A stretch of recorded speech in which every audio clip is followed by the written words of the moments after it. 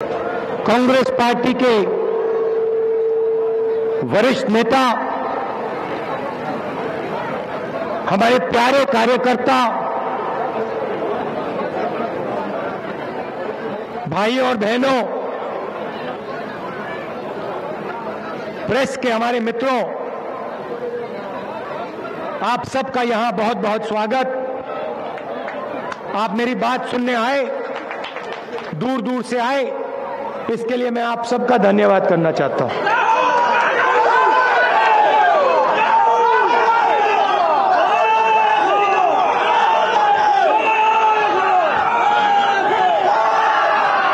जब मैं यहां आ रहा था मैं तरुण गोगोई की याद कर रहा था।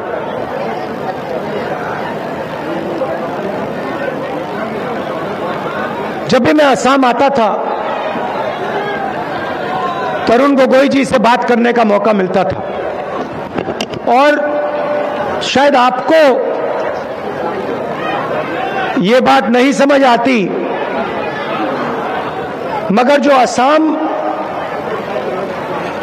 के बाहर से आता है, उसके लिए असम बहुत कॉम्प्लेक्स प्रदेश है।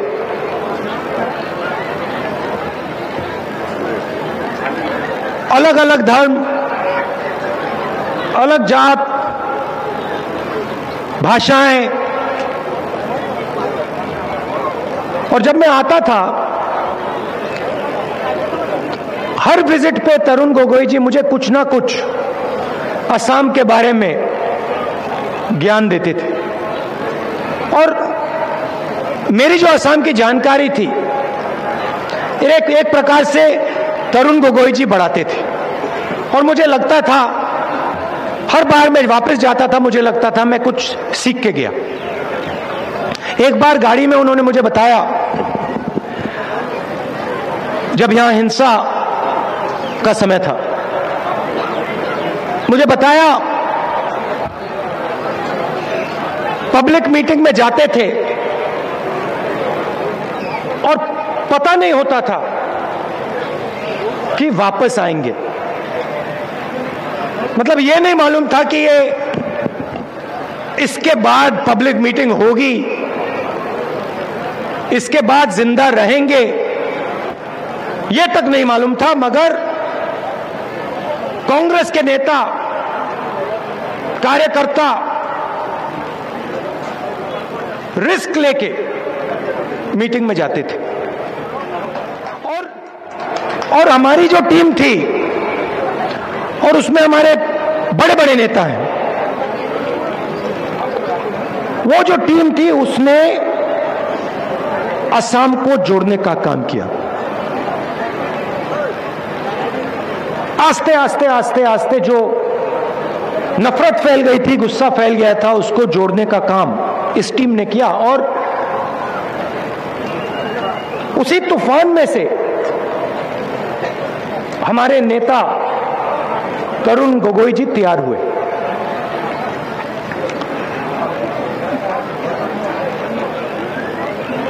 आज मुझे बताया गया कि जो पुरस्कार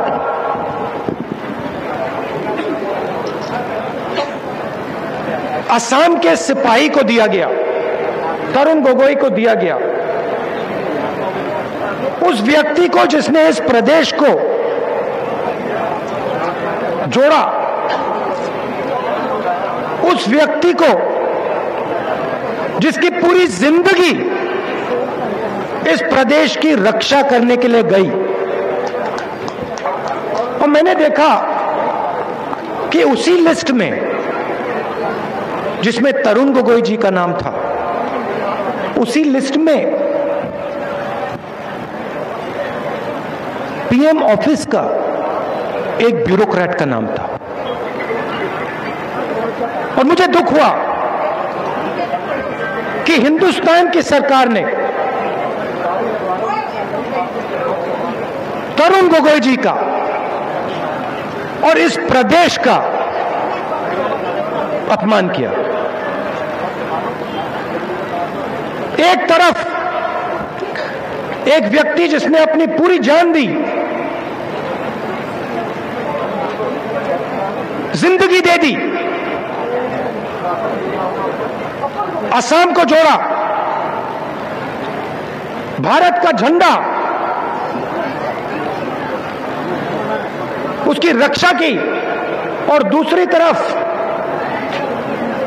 पीएम ऑफिस के एक ब्यूरोक्रेट जिन्होंने सिर्फ एक काम किया, नरेंद्र मोदी जी की हाहाकारी। दोनों को आप एक अवार्ड देते हो। तो एक प्रकार से तरुण गोगोई जी मेरे गुरु थे और मुझे अच्छा नहीं लगा। मुझे लगा कि ये सही बात नहीं की इन लोगों ने। मैंने जोड़ने की बात की, असम को जोड़ने की बात।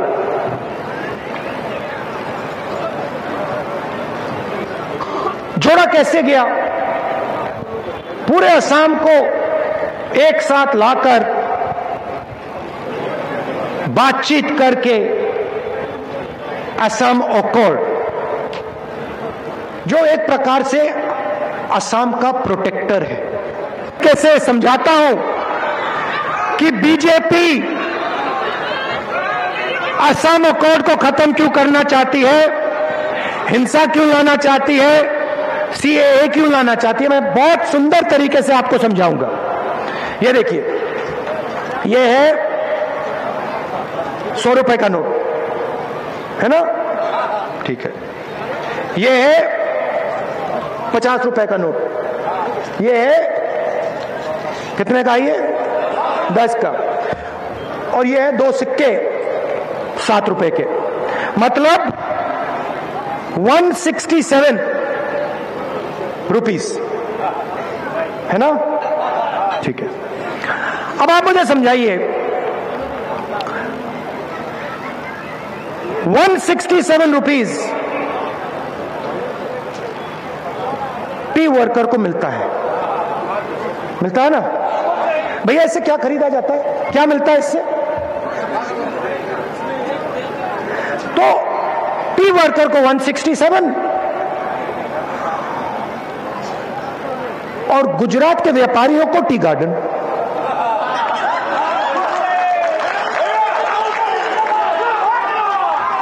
चाय के वर्कर को 167 और गुजरात के व्यापारी को टी गार्डन। इसीलिए ये असम को बांटना चाहते हैं, क्योंकि ये जानते हैं कि अगर असम से चोरी करनी है तो असम को डिवाइड करना ही पड़ेगा, क्योंकि अगर असम को डिवाइड नहीं किया तो असम से कोई भी शक्ति चोरी नहीं कर सकती। अब हमने साफ कह दिया, देखिए 167 ये हुआ, ये क्या भैया? 200, मतलब इससे 2 रुपए कम होंगे। और ये कांग्रेस पार्टी हर रोज टी वर्कर के जेब में डालेगी, मतलब 365 रुपीस। और जो हमारे टी वर्कर्स हैं, आप अच्छी तरह सुन लीजिए, ये जो आपको 167 मिल रहा है, चाय के मजदूर अच्छी तरह सुन लीजिए, ये जो आपको 167 मिल रहा है, इसमें ये जो है ना, हम जोड़ देंगे ऐसे और आपकी जेब में डाल देंगे। अब आप पूछोगे अरे भैया, अगर आप 200 रुपए हर मजदूर के जेब में डालोगे तो पैसा कहां से आएगा? मैं बता देता हूं, गुजरात के व्यापारी से। सीधी सी बात है। वो आपका जो है वो आपसे छीन रहा है। मजदूर भूखा मर जाता है,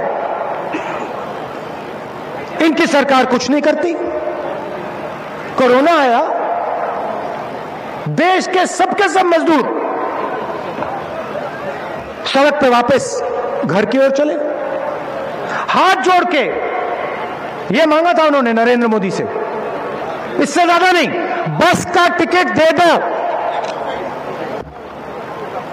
अच्छा ठीक है, बस का नहीं देना तो रेलवे टिकट तो दे दो। नरेंद्र मोदी कहते नहीं मैं नहीं दूंगा। तुम कौन हो? हम दो हमारे दो, और किसी को कुछ नहीं। हम दो हमारे दो, देखो सुंदर पोस्टर बना रखा है, हम दो हमारे दो।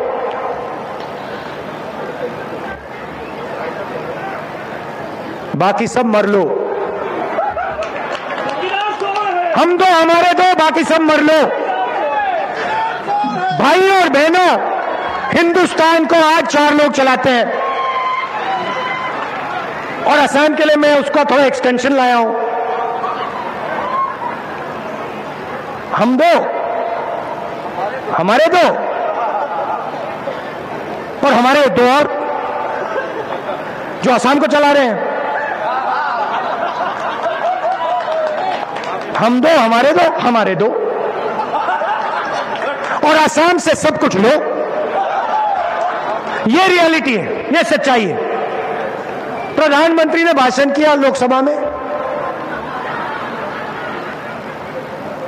किसानों के बारे में बोले, कुछ नहीं बोले, सब कुछ बोल दिया, मगर किसानों के बारे में बजट में कुछ नहीं। तो सिस्टम बहुत सरल है। असम जाओ, असम में आग लगाओ, असम को बांटो, और जो असम का है ले लो। अच्छा भैया एक बात बताना, एयरपोर्ट किसको दिया? नाम बताना जरा। हम दो हमारे दो ना, उसी को एयरपोर्ट मिला ना। अरे भैया क्या, भैया आप क्या बात कर रहे हो? अभी तो सब कुछ देगा, कुछ नहीं बचेगा। तो ये बात है। जो आपका है वो ये चाहते हैं और जानते हैं कि अगर आपको बांट दिया, अगर यहां आग लगा दी, तो जो भी लेना चाहते हैं ले लेंगे। और मैं यहां इसलिए आया हूं, और ये जो हमारे कांग्रेस पार्टी के नेता यहां खड़े हैं इसलिए आए हैं, हम आपको बताना चाहते हैं कि असम को दुनिया की कोई ताकत नहीं तोड़ सकती। और जो असम अकॉर्ड को छूने की कोशिश करेगा, जो यहां नफरत फैलाने की कोशिश करेगा, उसको असम की जनता और कांग्रेस पार्टी मिलकर सबक सिखाएगी।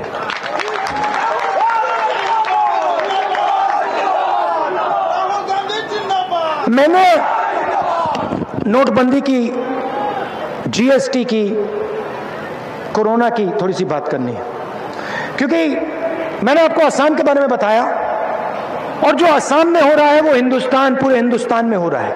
तो थोड़ा सा मैं हिंदुस्तान में जो हो रहा है उसके बारे में आपको बताना चाहता हूं।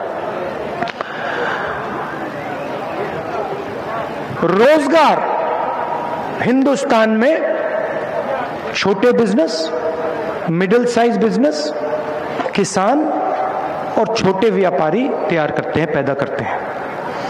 बड़े बड़े उद्योगपति रोजगार नहीं पैदा करते। यहां युवा जो आए हैं, आपको तो मालूम है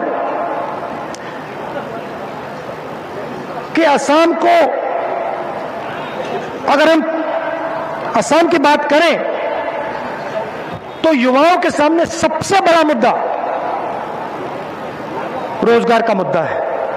असम का युवा जानता है कि बीजेपी सरकार हो तो असम में उसे रोजगार नहीं मिल सकता, ये तो पक्का है। और आप किसी से भी पूछ लीजिए, सड़क पे जाइए, पूछ लीजिए भैया यहां रोजगार मिला किसी को? ना, कहीं नहीं। इसका कारण है, और मैं कारण आपको समझाना चाहता हूं। रोजगार छोटे व्यापारी, छोटे बिजनेस, मिडिल साइज बिजनेस तैयार करते हैं। और पिछले 5-6 सालों से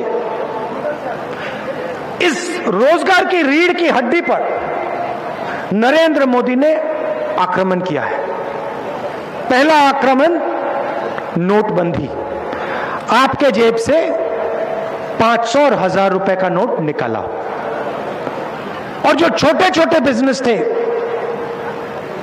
एक के बाद एक, एक के बाद एक, एक के बाद एक वो बंद हुए। किसानों के घर में से पैसा निकला, मजदूरों के जेब में से पैसा निकला। नरेंद्र मोदी वहां नहीं रुके, उसके बाद जीएसटी, फिर वही बात जो नोटबंदी के पीछे सोच थी, कमजोर लोगों को मारो, गरीबों को मारो, उनसे पैसा छीनो, वो ही जीएसटी में किया। आप किसी भी दुकान में चले जाइए, किसी भी छोटे व्यापारी के पास जाइए, उससे पूछिए जीएसटी से फायदा तुम्हारा हुआ